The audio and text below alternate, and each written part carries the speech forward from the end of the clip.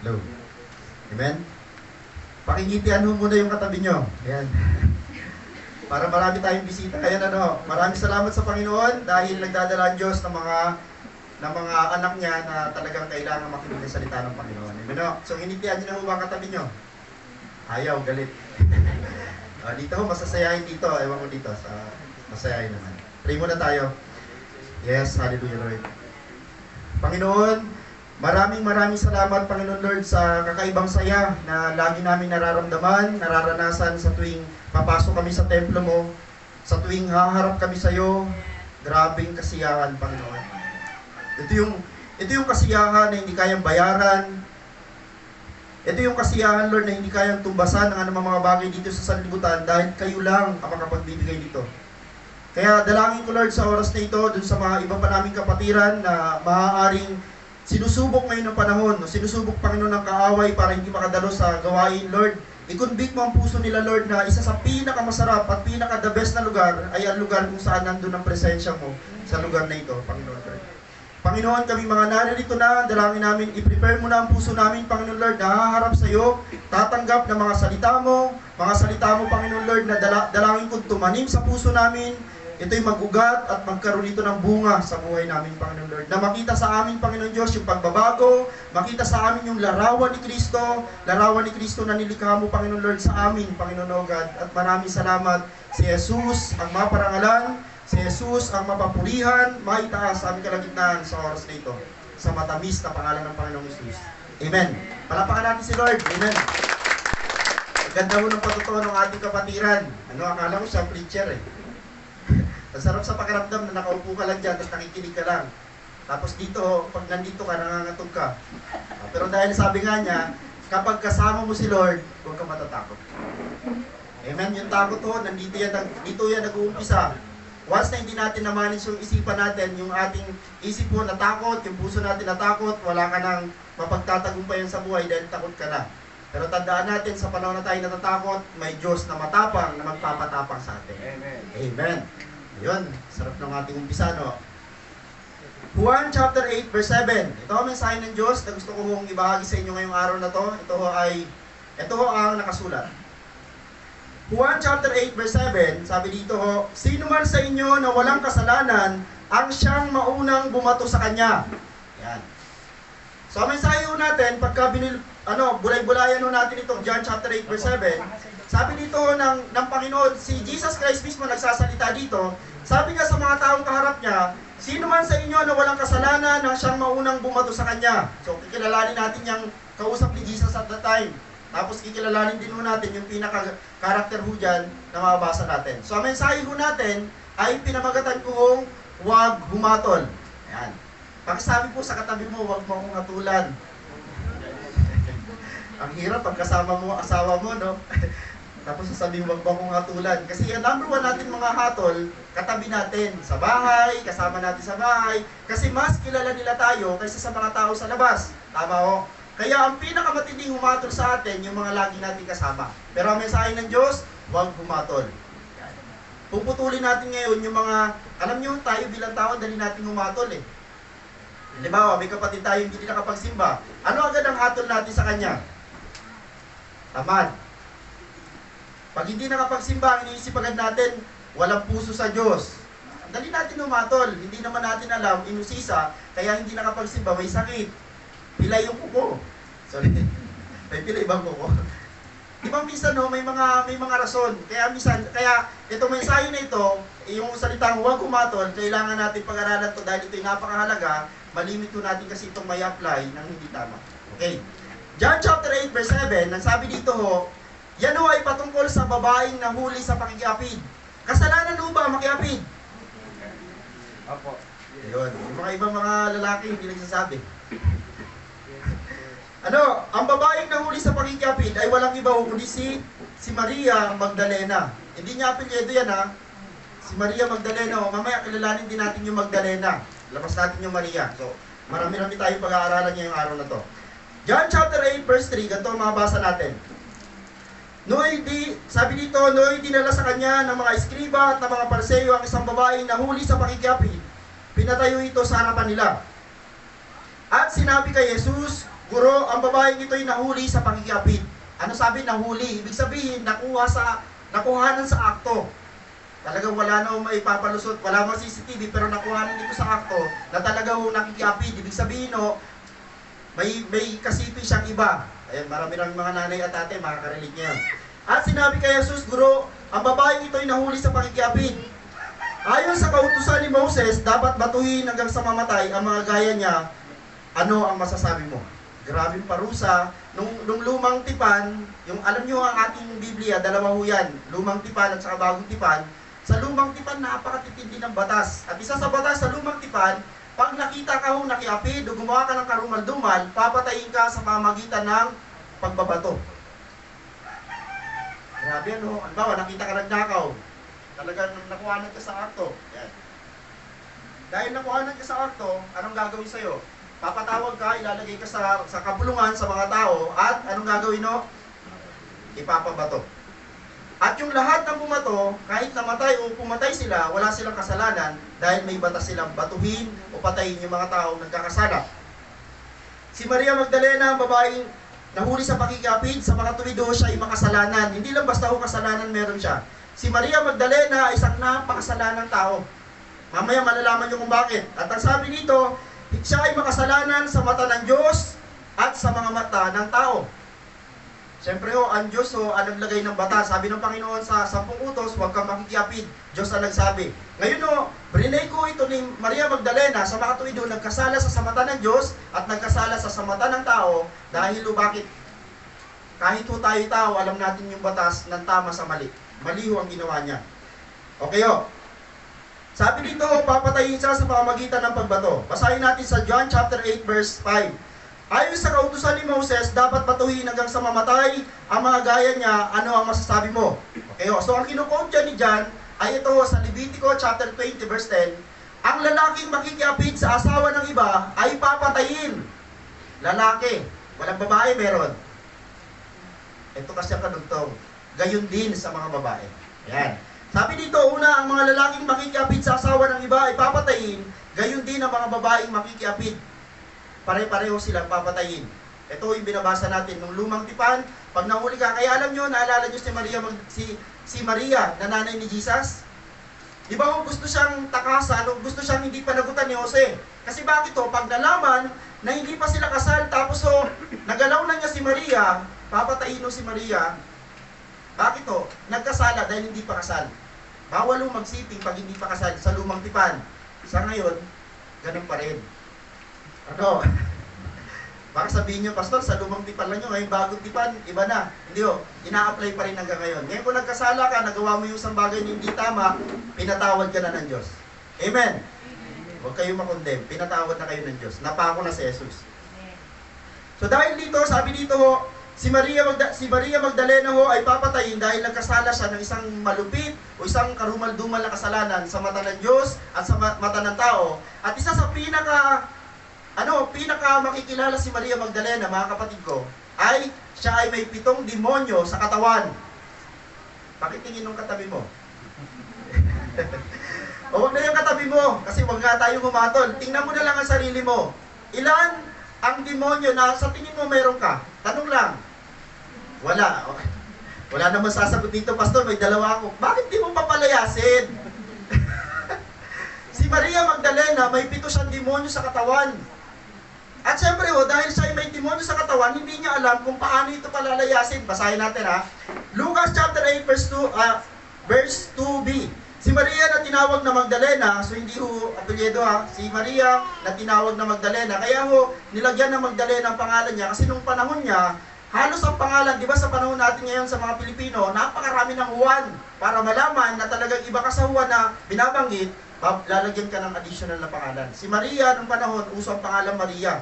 Hanggang sa panahon natin ngayon, napakaraming pangalan Maria. Kaya nilalagyan ng kadugtong. So itong Magdalena ay kadugtong lamang ng pangalan niya para ma-identify na siya ang tinutukoy. Tama po ba? Si Maria na tinawag na Magdalena, mula sa kanya yung 7 demonyo ang pinalayas. Ang tanong, sino nagpalayas? Marcos chapter 16 verse 9, 7 demonyo ang pinalayas ni Jesus sa babaeng ito. Grabe. makasalanan o napaka-makasalanan ni Maria Magdalena. Napaka-makasalanan kasi bakit to? Napakarami niyang demonyo sa katawan. Isipin niyo ho, yung demonyo na pumasok sa kanya, hindi lang isa, hindi dalawa, 7. Ganun katindi ho ang babaeng ito. Pero mamaya malalaman natin ho na kahit napakarami pala ng isang taong kasalanan, may demonyo sa katawan, kaya ng Diyos patawarin. Amen po ba? Amen. So, kilalanin din natin, may mga pangalan yung demonyo dyan ha. Alamin din natin. Ito no. So ngayon, itong demonyo na to, sabi ng mga scholar, nag-aaral sa Biblia, pinag-aralan ng gusto ang Biblia, nilagyan nila ng pangalan, which is napaka naman ito, pwede natin itong sabihin na 80% tama. So tingnan natin, ang unang espiritu na mayroon itong si Maria Magdalena, meron siyang kayabangan. Pag pinag-aralan niyo ang buhay ni Maria Magdalena, isa siyang magandang babae. Hindi naman siguro siya pagnanasaan, hindi naman siguro siya pwede maging prostitute kung hindi siya kagandahan. So mayroon siyang kayabangan. Ang unang demonyo o masamang espiritu na meron itong si Maria Magdalena ay siya ay mayroong espiritu ng kayabangan. Pangalawa, siya ay may espiritu ng katakawan. Sino dyan ang matatakaw? Pastor, kain ako ng kain. Hindi lang mo about sa pagkain. Pag sinabing katakawan, sino dito ang mahilig gumamit, politiko, mga buhaya, matatakaw saan? Pera, sa posisyon. Ang tawag sa kanila, matakaw. May espiritu siya ng katakawan. Bakit to? Hindi siya nasasapatan sa isang lalaki, kaya nakiapid pa siya sa iba. Matakaw siya sa lalaki. Mga lalaki, anong matakaw ka? Magtatawanan tayo, no? Katakawan. Kasalanan mo pala ang katakawan. O pwede natin sabihin, yung mababaw na translation ng katakawan ay yung kain ng kain. Nakamamatay mo yun. Matakaw ng kakalaro sa cellphone. Ay, sorry. Meron mo ba sa inyo? Kasalanan mo yun. Pwede ka maglaro, pero wag naman ubusin yung oras sa paglalaro. Katakawan! Ang tawag doon. O, may kilit na? Hindi mo, matakaw mo yun. Kasi bakit? Yung oras mo, inuubos mo doon. Tinatakaw mo, kinakain mo yung oras na hindi naman dapat para doon. Maglaro ka lang ng tama. Uminom ka lang ng tama. Ayan. Maganda ba yun? Yung matatakaw sa alak. Uminom ka lang ng tama. Yun ang sabi ko ng mga nagtitinda ng alak ha. Uminom lang ng tama. Mismo nagtitinda na nagsabi. Pero yung mga tindahan na may alak ko, anong gusto nila? Hindi uminom lang ng tama. Uminom ka ng balde-balde na maubos yung tinda. Okay, katakawan, kasalanan mayroon si Maria Magdalena ng espiritu ng katakawan.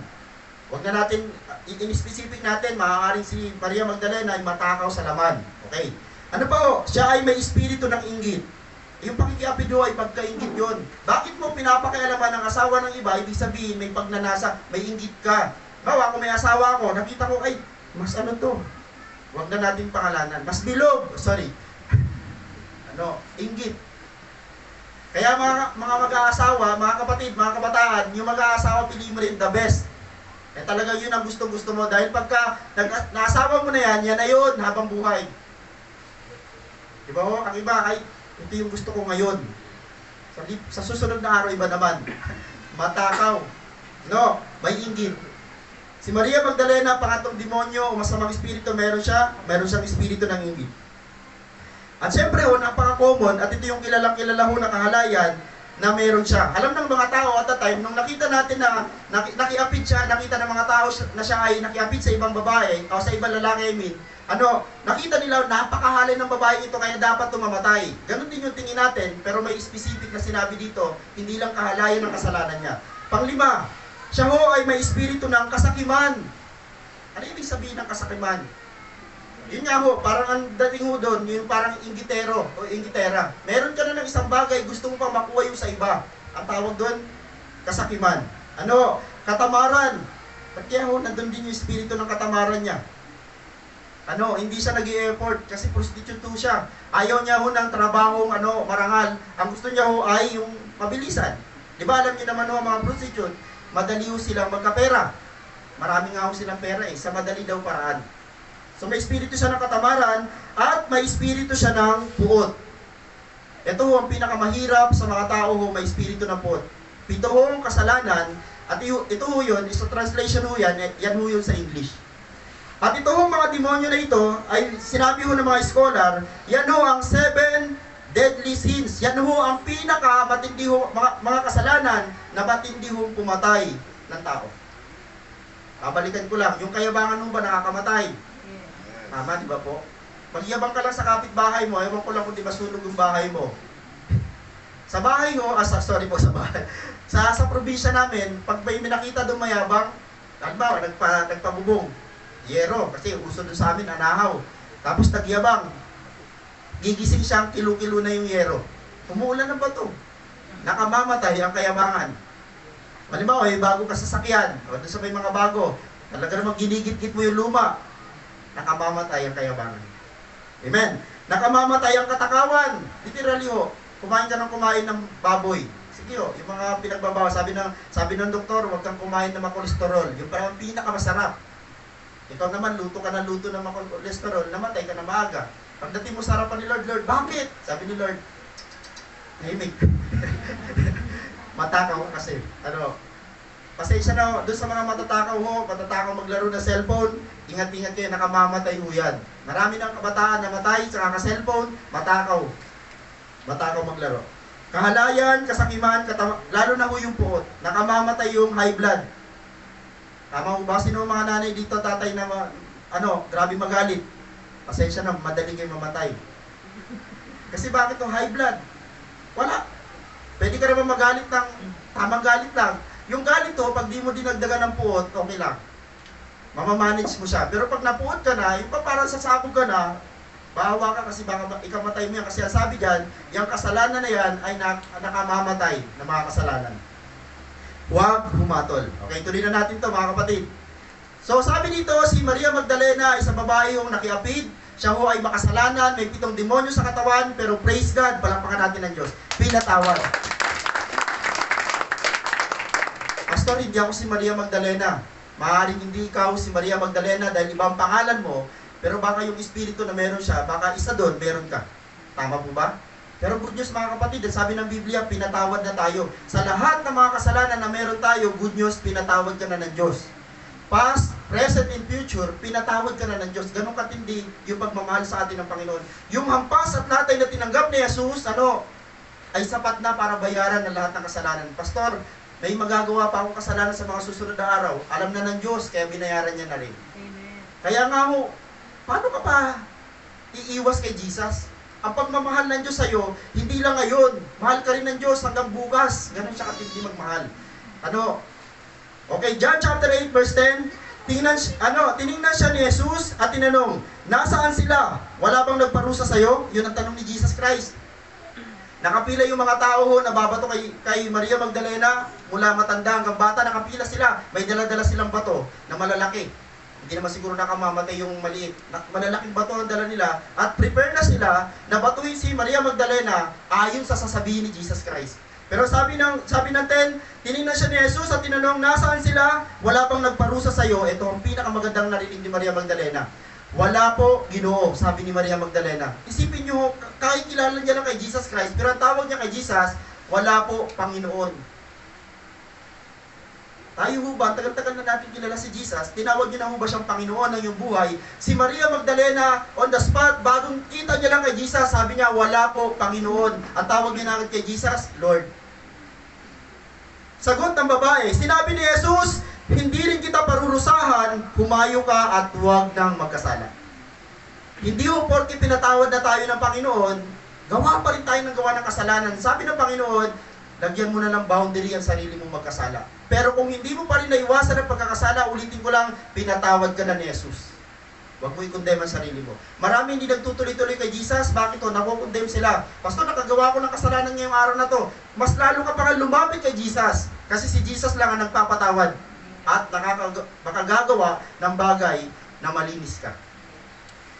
Pastor, kaya bago na ako magsimba, pag ako ay wala ng bisyo. Pag mabait na ako, hindi nga ako, kaya ka nga nagsisimba para matulungan ka. Naturuan ang salita ng Diyos at turuan ni Jesus kung paano maging maayos. Amen. Hindi rin kita parurusahan. Grabe sabi ng babae, wala po Panginoon. Sabi ng Panginoong Jesus, kung hindi ka nila pinarusahan, hindi rin kita parurusahan. Diyos ang nagsabi. Okay. Si Maria Magdalena ay larawan ng isang taong napatunayang nagkasala. Hindi naman sinabi kong haka-haka lang na nagkasala kasi nakita sa akto, nagkasala talaga ho.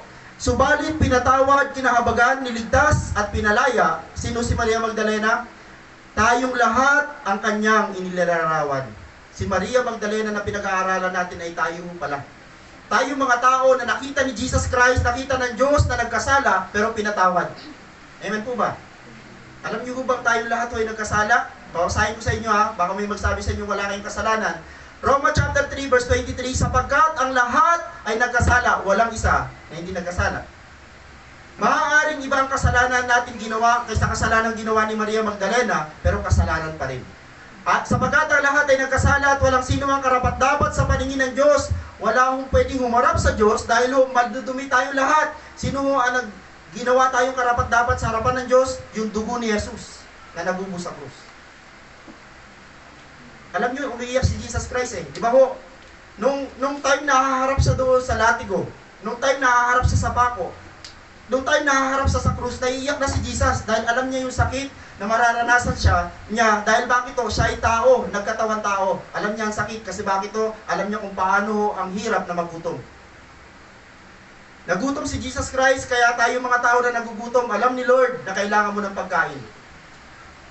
Yung mga tao na uuhaw, alam ni Lord na kailangan mo ng tubig dahil nauuhaw din siya. Yung mga taong iniwanan ng mga taong mahal niya sa buhay, alam ni Lord kasi bakit to? Iniwanan din siya. Ni isa walang sumama sa kanya. Ganong katindi yung sakit na nararamdaman ni Jesus doon sa krus. Dahil ni isang mga disipulo, pati nanay niya, wala akong sumama sa kanya. Pero bakit tinapos ni Jesus Christ? Dahil alam niyang walang ibang dahilan, walang ibang paraan na maliligtas ang tao, kundi sa pamamagitan ng kanyang dugo. Walang sino mang karapat-dapat sa paningin ng Diyos, pero dahil sa dugo ni Jesus, lahat tayo pwede nang humarap sa Diyos. Nagpipray ho ba kayo sa Panginoon? Kaya ka nakakapag-pray sa harap ng Diyos dahil kay Jesus. Amen po ba? Wala tayong pwede may pagyabang. John chapter 8 verse 7, balikan ko lang. Sino man sa inyo na walang kasalanan nang siyang maunang bumato sa kanya. Balikan ko lang to mensahe na ito.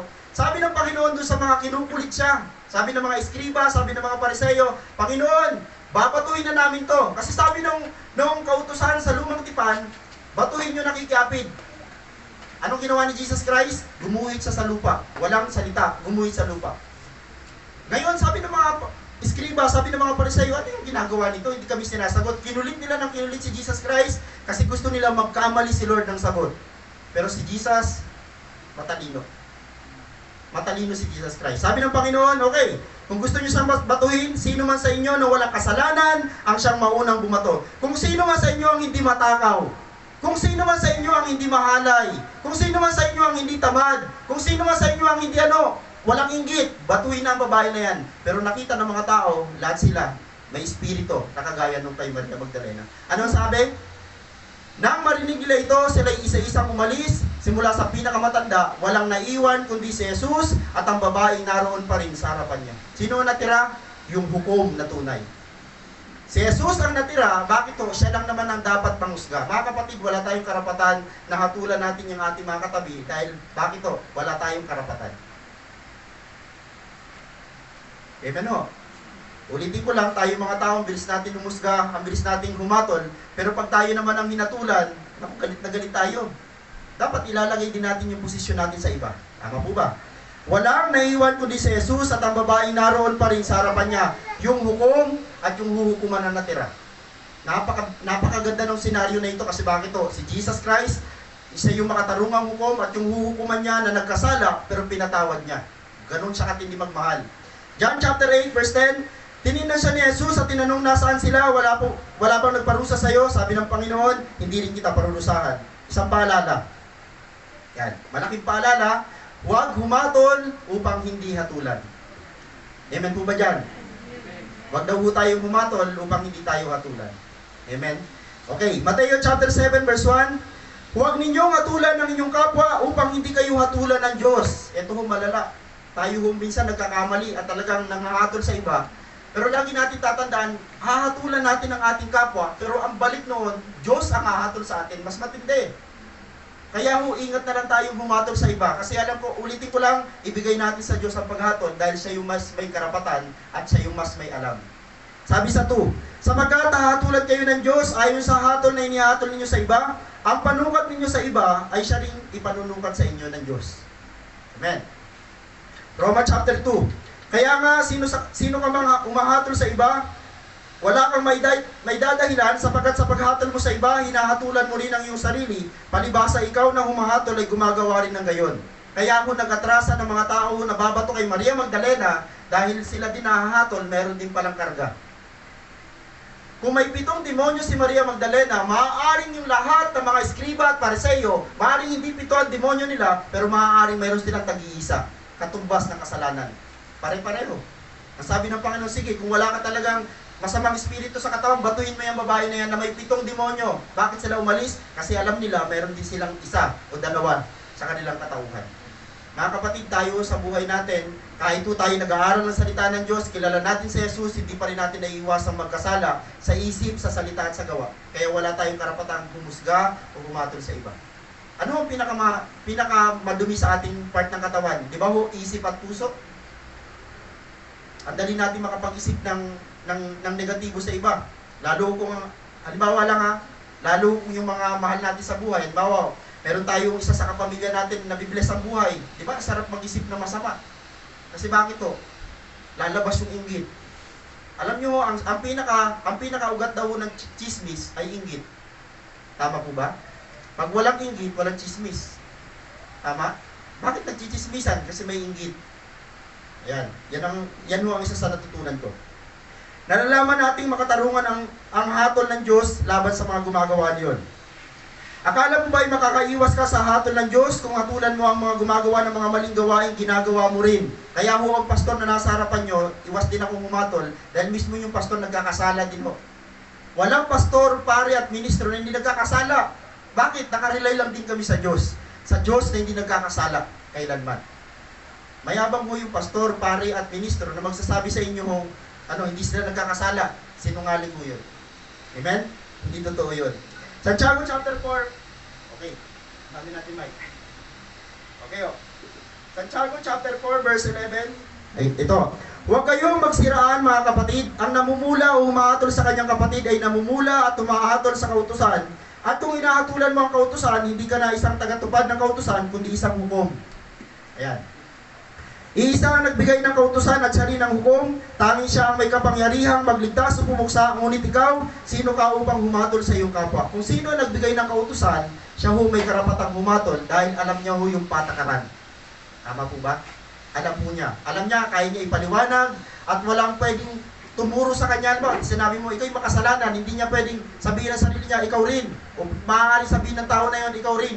Ang Diyos ay hindi natin pwedeng sabihin, ikaw rin ay makasalanan dahil ulitin ko, hindi siya nagkasala kailanman. Ayan, paalala. Balikan ko lang ang paalala, huwag tayong humatol upang hindi tayo hatulan. Ingat na lang mo talaga tayo. Kapag may mga tao na kagawa sa'yo ng kasalanan o may mga tao kang parang nakikita kang gusto mong hatulan, gusto mong husgahan, sana maalala mo mensaheng huwag kang humatol para hindi ka rin hatulan. Tandaan, ang panghuhusga o paghatol ay gawain ng Diyos. Ulitin ko lang, ang paghuhusga at paghatol ay gawain ng Diyos. Kaya ipaubayan natin sa ating Panginoon Diyos ang paghatol sa ating kapwa sapagkat siya ay makatarungan. Ano ibig sabihin ng makatarungan? Patas. Sabi nga nung sabi ho ng GMA, walang kinikilingan, walang pinoprotektahan. Ang Diyos ho natin, wala ho siyang kinikilingan. Once na humarap ka sa Diyos, walang palakasan. Amen? Kaya nga ang pagharap natin kay Lord, hindi ho grupo. Halimbawa, pagharap natin kay Lord, ay si Pastor Bo magsasalita sa amin, hindi ho KKB tayo, kanya-kanya tayo ho ng aharap sa Panginoon. Dahil bakit ho, yung kasalanan ko, hindi kayo mananagot. Ako. At yung kasalanan nyo, hindi rin ho ako mananagot, kayo rin. Kaya nga ho, ang atin na lang pinaka-blessing ay yung ginawa ni Jesus sa krus. Tinapos niya na. Si Jesus, ang makatarungang hukom na may karapatang humatol sa lahat. Roma chapter 2 verse 2, nalalaman nating makatarungan ang hatol ng Diyos laban sa mga gumagawa na yon. Okay, ulitin ko lang ho, makatarungan ng Diyos. Pastor, paano kaya ito, Pastor? Mula nung naging Christian ako, inaabuso na ako. Tandaan mo, may Diyos na hatol. Darating ang panahon dyan sa mga taong inaabuso ka, binubuli ka, darating ang panahon pareho kayong haharap sa Diyos. Naalala nyo si Lazaro at yung mayaman? Pareho silang humarap. Anong sabi ng mayaman? Dinala ang mayaman sa Sa impyerno. Kasi bakit to? Darating ang panahon na haharap tayo sa hukom at dalawa lang naman ang lugar na pagdadalan sa atin. It's either ipunta ka ng Diyos sa impyerno o mapunta ka sa langit na tirahan dapat natin kasama ng Diyos. Kapatid, ang impyerno ay habang buhay na pagkawalay sa Diyos. At yun ang iniiwasan natin mangyari sa atin na huwag natin maranasan. Dito lang ho, alam nyo sa totoo, wala ngayon yung asawa at anak ko, nasa Maynila sila, pero iba ang pakiramdam. Saglit lang nawalay, pero iba ng pakiramdam. How much kung habang buhay hindi mo kasama? Kaya nga, dito pa lang sa sanlibutan, magtulungan na tayo, magturuan na tayo, na mailapit natin ang isa't isa kay Jesus. Hindi sa church, kay Jesus. Si Jesus ang magliligtas sa atin. Kaya nakaka-bless si Kuya Mark. Dinala niya na dito yung kanyang buong pamilya, at mas marami pa mong darating. O, yung mga kapitbahay, salamat po at kayo'y sumama. Isama na natin yung kapitan. At pag nasama na natin yung kapitan, siyempre ipag-pray natin ang mayor. At ngayon, kung kayo hindi BBM, pag-pray pa rin natin siya. Wala kayong magagawa sa Ranalo. Tayo mga Christian, meron tayong obligasyon na ipag-pray ang presidente. Huwag na tayo yung nagpo-protesta. Ang mga nagpo-protesta, anong klaseng tao sila? Sila yung mga tao na madaling humusga. Diba? Inuhusgahan na agad nila. Wala pang ginagawa yung tao. Ang kanilang conclusion na, bobo yan ay walang magagawa, yan ay kurap, wala pang nagagawa, wala pang ginagawa. Diyos ang huhukom at hahaton. Amen. Tandaan, sabi dito, tayo makasalanan din na dapat parusahan, batuhin at mamatay o patayin. Ulitin ko lang, tayo daw si Maria Magdalena. Na pwede rin, sabi dyan, tayo makasalanan din na dapat parusahan, batuhin at patayin. Pero ang ginawa ng Diyos sa atin ganito. Subalit, pinatawad at inibig tayo ng Diyos, kaya dapat din nating patawarin o dapat din tayo magpatawad at umibig din sa iba. Mga kapatid, matuto tayo magpatawad sa iba kasi pinatawad din tayo. Grabe naman Alam niyo sa Bible, may isang tao dito, may isang kwento dito na talinghaga, may isang alipin na nag-autang siya ng malaki. Sabi sige, nakiusap siya, pumunta doon sa hari, sabi niya doon sa hari, mahal na hari, patawarin niya ako, wala talaga akong pambayad. Wala talaga akong pambayad. Maawa kayo sa akin, naglulumuhod siya, pinatawad siya ng hari, sabi, paid ka na.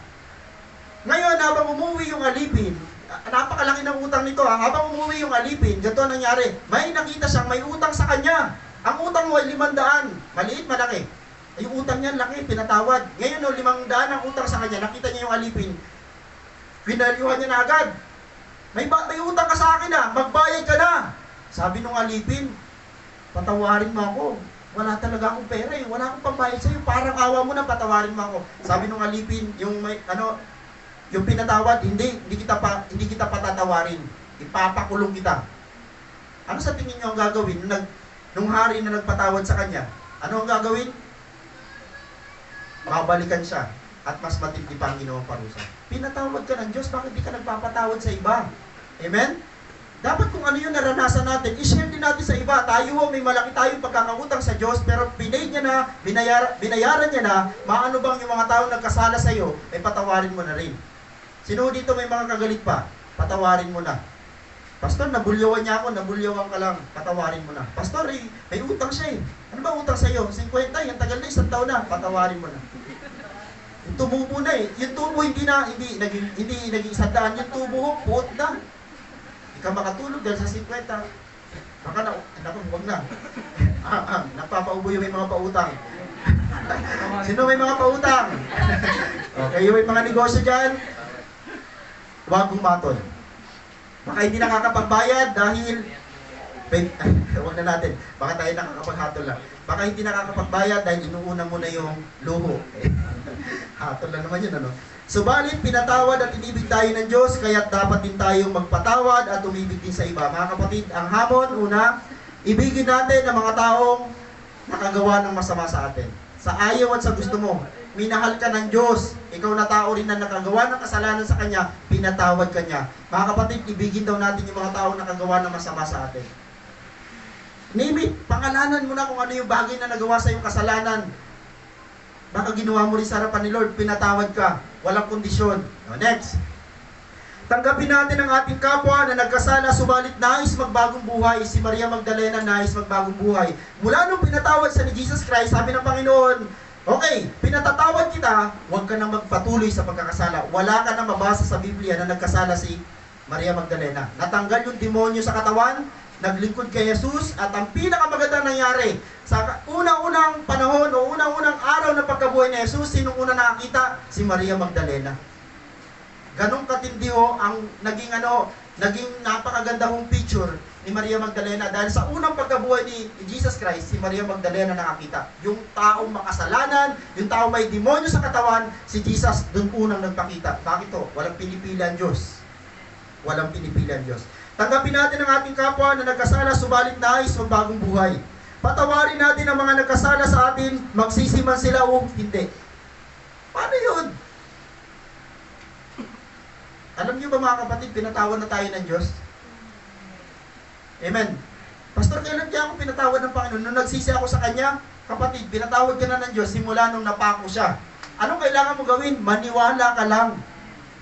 Ang dami mga tao ho, anong ginagawa ng iba? Pasensya na kung may mga iba pa ditong religion. Ang ginagawa ng iba para mapatawad sila, hahampasin nila. Di ba pag may mga mahal na araw, hinahampas nila ang sarili nila. Kasi iniisip nila, pag hinampas nila ang sarili nila, pinako nila ang katawan nila sa krus, mapapatawad sila. Mali ho. Pinatawad ka na ni Jesus simula nung namatay sa krus. Paid na. Wala ka nang... Ang iba ho nagluluhod. Papunta sa altar para daw mapatawad. Sa totoo lang mo, hindi ho totoo yun. Pinatawad ka na ni Jesus simula nung tinanggap mo sa iyong buhay at naniwala kang binayaran niya na lahat ng kasalanan mo. Paid na. Amen. Huwag natin silang hahatulan. Yan ang pinakapakiusap sa atin ng salita ng Diyos ngayong araw na ito. Kung mayroon kang tao hong nakagawa sa iyo na masama, ibigin natin. Yung mga tao hong nagbagong buhay, nagsisi, ang sabi dyan, tanggapin. At yung mga tao hong may kasalanan sa iyo, humingi man o hindi humingi ng tawad sa iyo, patawarin mo. At huwag na huwag kang hahatol. Mga kapatid, ito yung mensahe ng Diyos sa araw na ito. Huwag tayong humatol. Amen po ba? Palapakan nga po natin ng Diyos. Kapitulong nga